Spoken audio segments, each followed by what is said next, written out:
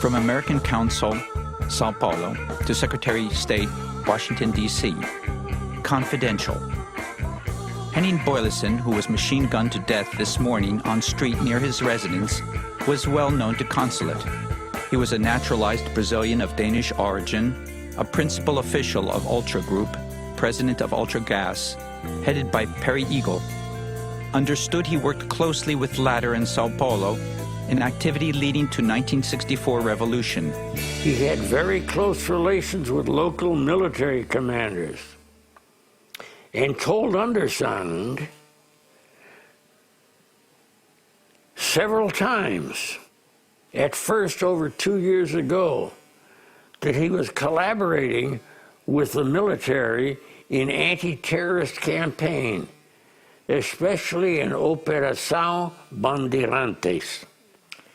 Ambassador, who wrote that? I did. Agora vocês vão saber aqui quem é o nosso dinamarquês. Ele é um brasileiro naturalizado que está no Brasil há quantos anos, Boelin? Estou 30 anos. Não. Há 30 anos no Brasil.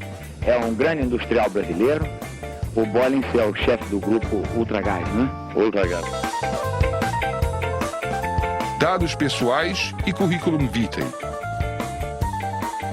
Nome: Henning Albert Boyleson. Data de nascimento: 14 de fevereiro de 1916, Copenhague, Dinamarca.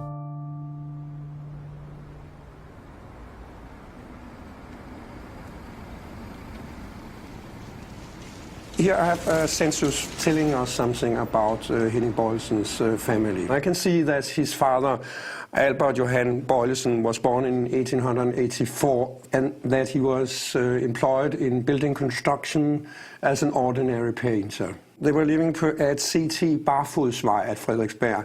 The building was originally built for people which don't have apartments. The apartments were very small. So the life in the apartment with the father and mother and the many children has been very narrow. As dificuldades de infância seriam, segundo ele, responsáveis pela sua vontade férrea de vencer, competindo livremente.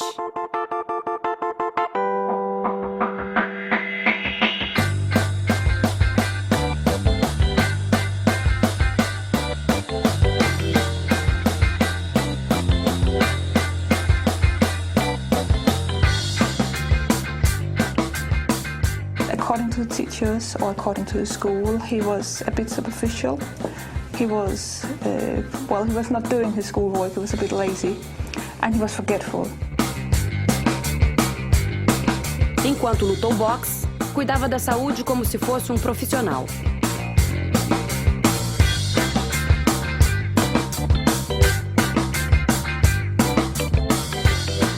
No futebol, conseguiu ser um ponta esquerda razoável, pelo menos para os padrões da Dinamarca.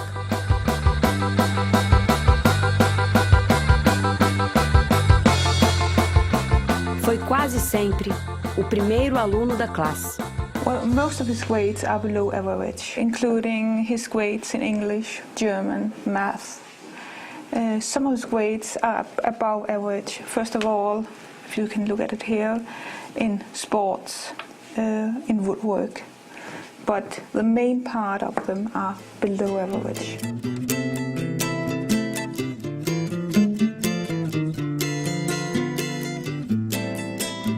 Jeg husker fra dengang han var en dreng, hvor tit vi måtte købe nye jakker til ham. Lige så tit han fik en. Lige så tit kom han hjem uden og sagde: Mor, jeg mødte en, der trængte mere til en jakke end mig, så jeg har givet den væk. Sådan var Henning. Han var sådan en god dreng. Formação técnica, curso de administração de empresas, curso de contabilidade industrial, Instituto de Ensino, Comércio e Indústria, Copenhague, Dinamarca. O meu avô, que era cônsul dinamarquês no Brasil, mandou as filhas para lá. As duas filhas mais velhas. Ora, uma delas começou a namorar com o meu pai. A outra começou a namorar com o irmão do meu pai. Deu-se a ordem, tá certo, para que ela, a mais nova, viesse de volta para o Brasil. Ela trouxe o meu pai junto. Já casada.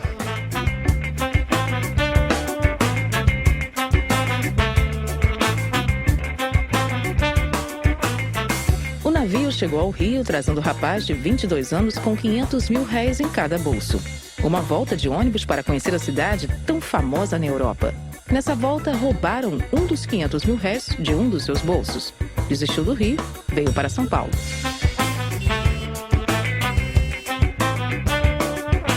Os paulistanos gostam de ir à noite e dançar um samba no seu clube entre amigos.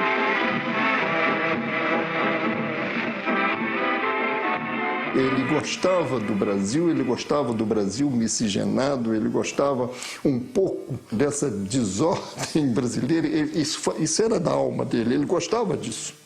Portanto, é o primeiro paradoxo do Boyleson. Ele não foi dinamarquês propriamente. Então, ele se adaptou muito bem ao espírito brasileiro.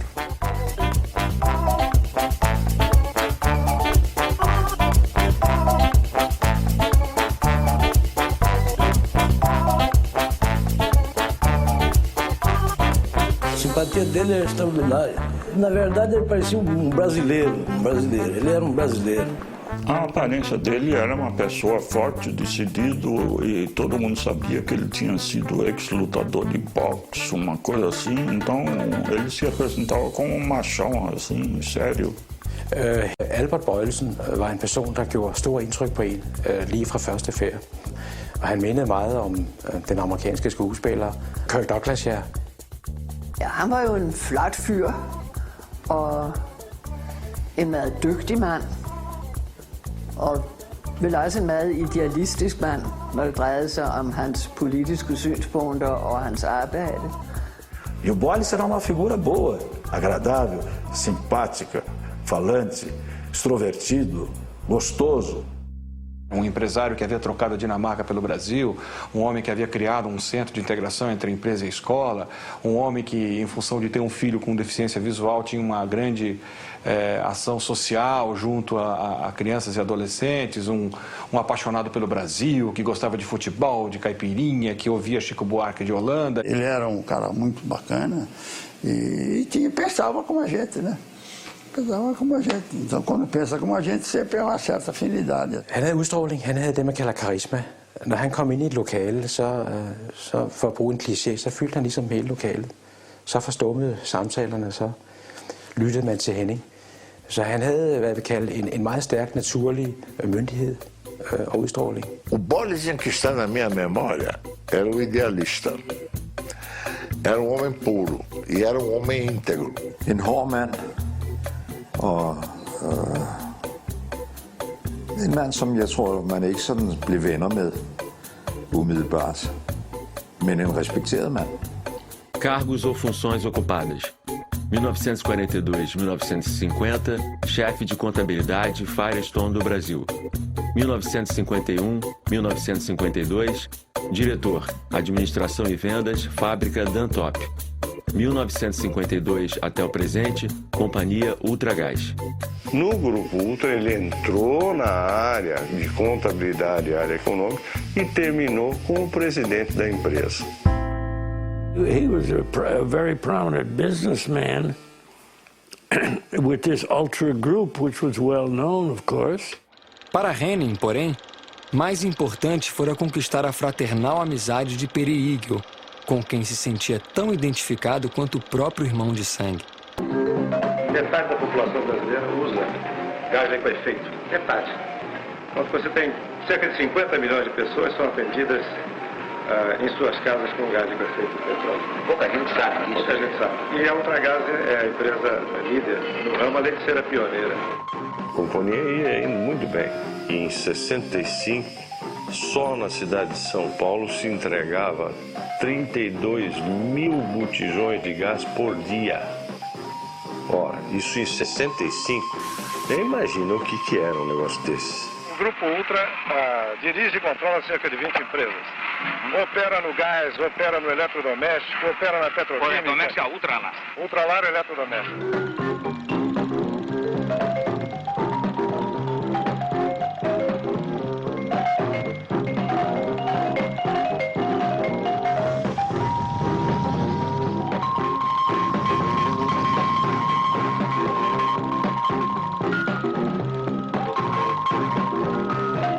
Vocês vêm aí com aquele que é o presidente da Ultragás, o meu amigo Boynes.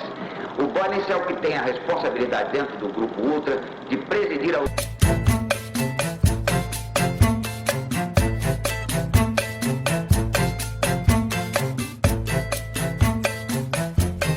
Ele fazia propaganda da miscigenação e até não só fazia propaganda, como inclusive ele ostentava, eu várias vezes vi, ele, por exemplo, gostava de mulatas, mas não era uma coisa escondida, era uma coisa efetivamente quase que oficial. Jamen, jeg hørte en masse forskellige ting, og jeg oplevede det også jo. Altså, det hed sig, at Henning havde 2 husstande.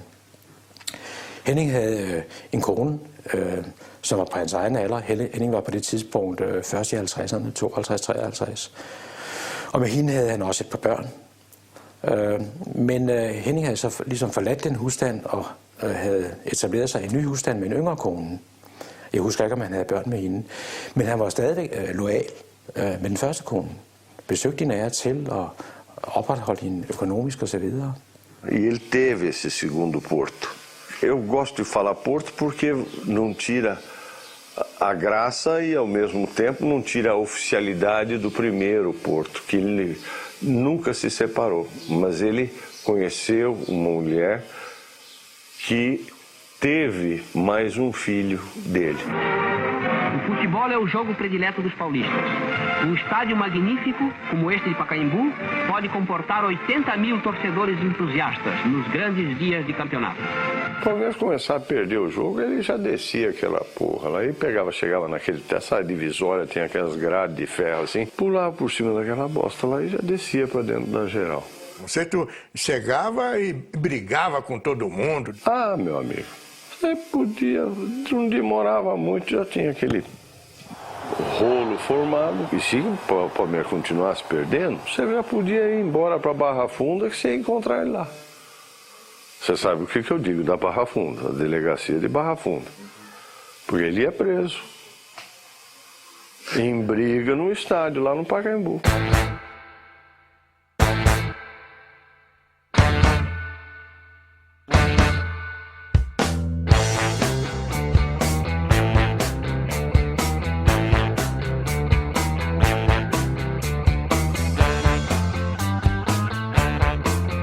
O presidente João Goulart, que defende com ardor as reformas de base, principalmente a reforma agrária, comparece à grande concentração popular e ali expõe os altos propósitos do seu governo nesse sentido. João Goulart era uma ameaça porque era leniente. Esse era assim o âmbito, o espírito dentro das empresas. Also, you have to look at, there was a gentleman by the name of Fidel Castro who had taken over in Cuba. And in Brazil, early in the early 60s, there was a lot of turmoil, political turmoil, urban turmoil. And there's a lot of concern that type of turmoil might spread and become a very infectious type of thing. Formou grupo de empresários para poder, então, estruturar uma reação a implantação da República Socialista do seu Jango Goulart.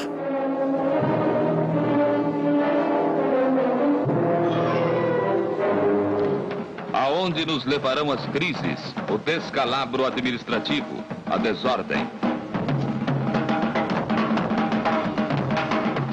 Aonde nos levará a omissão das chamadas elites? O tempo é pouco. O Brasil não pode esperar mais. Então, dentro das empresas, pensava-se assim, o empresário pensava assim, porque efetivamente ele temia a catástrofe. Ou seja, um governo comunista, ou que outro nome queira se dar. O Boyce, ele não gostava do comunismo mesmo. Ele deu a definição para ele o que seria um comunista. Quando jovem, quer aparecer. Quando adulto, ideal. Quando mais velho, burro. For eksempel mente han, at Brasilien skulle, hvad skal man sige, sådan, være et sted, hvor der ikke var kommunister. Det så han altså rygter. Sådan. Kommunister var han ikke klar. Ele era uma pessoa simplesmente inserida dentro desse pensamento e que genuinamente acreditava que era uma catástrofe que se avizinhava e que, portanto, pegar em armas ou se defender ou, enfim, fosse lá como fosse, era uma coisa perfeitamente legítima. Quando houve a precipitação, não houve tempo de sair do meu escritório. Então, todos se reuniram no meu escritório, inclusive Boyleson. E a maioria de nós, muito armado. Né? Boyleson, por exemplo, tinha naquela ocasião, me lembro disso claramente, uma metralhadora que era uma arma muito moderna para a época. E as Forças Armadas, elas próprias, mais do que ameaçadas, foram chamadas, praticamente intimadas, a cumprir a missão que o momento lhes impunha.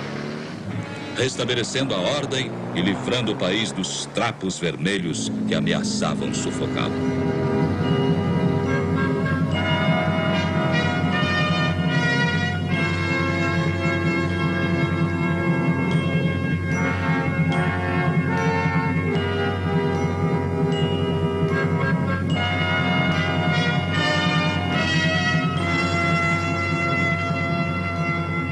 A Ultragaz está ligada à Petrobras não é apenas pelos gasodutos. Ela está ligada à Petrobras praticamente em todo o seu programa. Ela consome o gás produzido na Petrobras. Ela está ligadíssima à Petrobras em toda a petroquímica.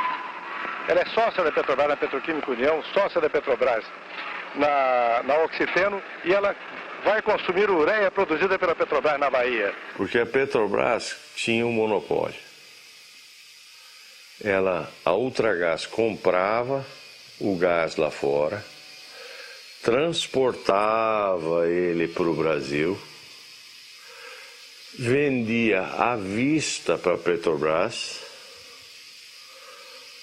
Petrobras pegava, internava esse gás, a Ultragaz ia lá e comprava ele de volta, pagando ele a 30 dias. No dia seguinte, esse gás já estava em São Paulo e vendido à vista.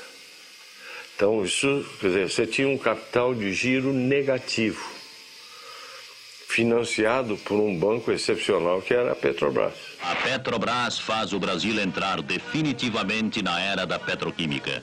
Com isso, progredirão a indústria de plásticos, a têxtil, a de tintas e principalmente a de inseticidas e adubos, diminuindo os custos atuais dos produtos em 50%.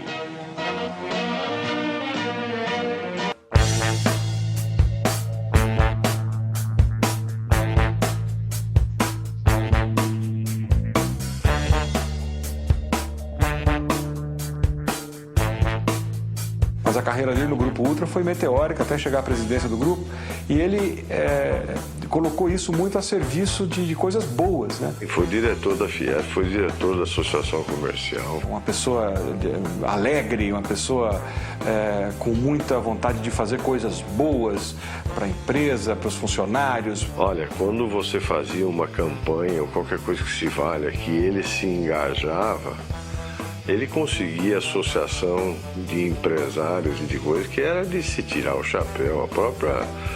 O próprio Centro de Integração Empresa-Escola. O Boris criou aquele CIEE, que até hoje ainda existe. O título de O Homem de Relações Públicas de 1964 foi conferido ontem à noite ao Sr. Henning Albert Boyleson. Henning Boyleson said, but I didn't want to do that. I didn't want them to appoint me as this economist of the year. And I said, well, why? So he said, you always have to stand behind. You should never be in front. Be behind. That's the way to do it. I alt, hvad der blev sagt om ham.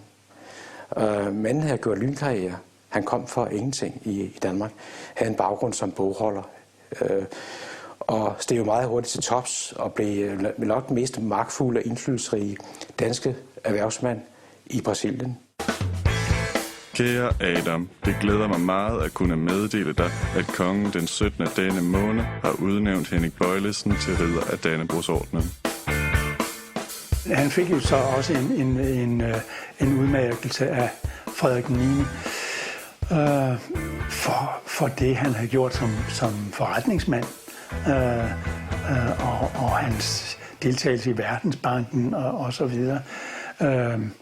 Og der talte man jo ikke noget om de rygter, der gik om andre ting. If, for instance, that the Danish state or the royal family had been criticized for conversing with a guy who was involved in torture, it would be an embarrassment and something would have to be done. But nothing came forward.